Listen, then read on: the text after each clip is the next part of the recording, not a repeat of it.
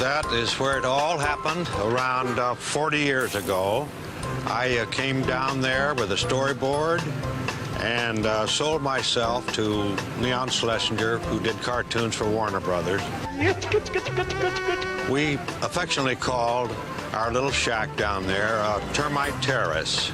It was a cozy little place. They had been dressing rooms in the past. I had my own unit in Termite Terrace. My first two animators, oddly enough, were Chuck Jones and Bob Clampett. As you all know, 2 years later, they became directors themselves, and I hope a little of what I had rubbed off on them, and I'm sure it has because they've been very successful and very creative people. There, we were given full reign of what we wanted to do. Leon Schlesinger, a great boss, not too much sense of humor. He was a money man. He let us do what we felt was right. If we made a good picture, he would say, well, give me another one like it. If we made a dog, why, he said, don't ever do it again.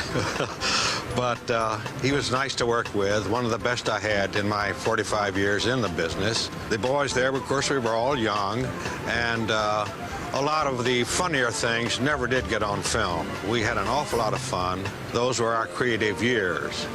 I was there 6 years, I guess, and then I went to Metro later. But there was, of course, you all know, the birthplace of Porky Pig, Daffy Duck, Bugs Bunny, and Elmer Fudd, and later, Yosemite Sam, etc. Of course, we all know that Disney was the king of the mountain, and as far as cartoons went, with his silly symphonies. In my case, I couldn't compete with Disney, and I didn't attempt to. I attempted to do things that Disney wouldn't dare to do. Ouch!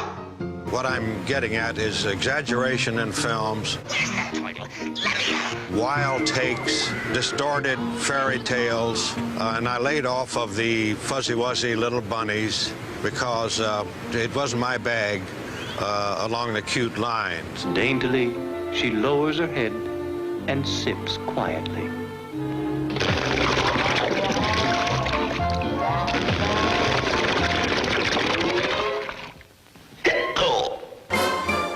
In my career, I always attempted to exaggerate. Everything I did was exaggeration. I would attempt to top other cartoons that I'd seen in the way of a take. I would go further. A hit on the head, you've seen many of them. I think the furthest I went in that line was like a piece of china. He was tapped on the head, a dog, cat, whatever. He would gradually crack in many pieces, fall apart into a pile, a heap, on the floor. His own hand would come out from under the pile, reshape himself, and away he would go again. Visually and verbally, I would play to the audience an awful lot. Hey, that wasn't in the script. I wanted them aware that they were out there, and then I knew they were out there.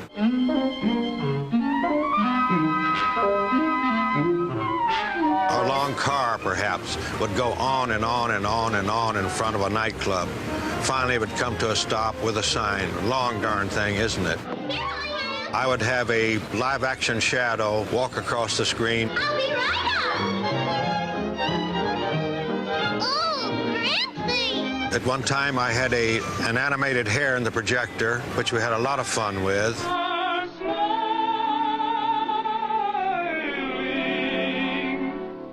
Hey, you up there! Get that hair out of here!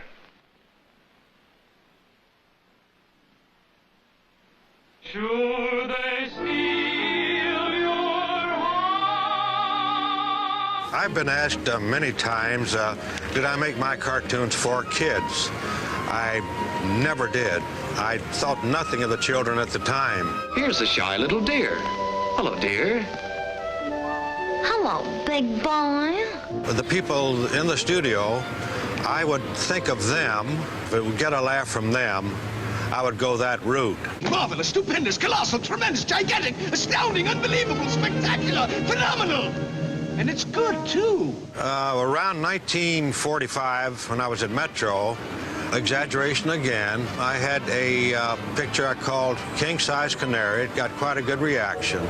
There was the little canary. Whoa. And the cat after the canary.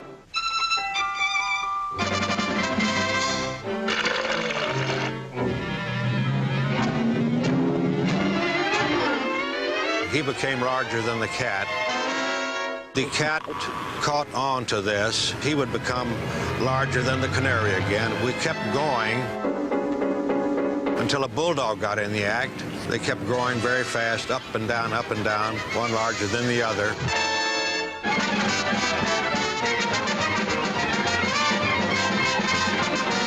And finally a close-up. And he finally said, folks, I'm sorry, we're going to have to end this picture. We're out of the stuff. He showed the empty bottle. We pulled back, revealing them on top of the world. Real cute stuff. Well, folks, how did you like my picture?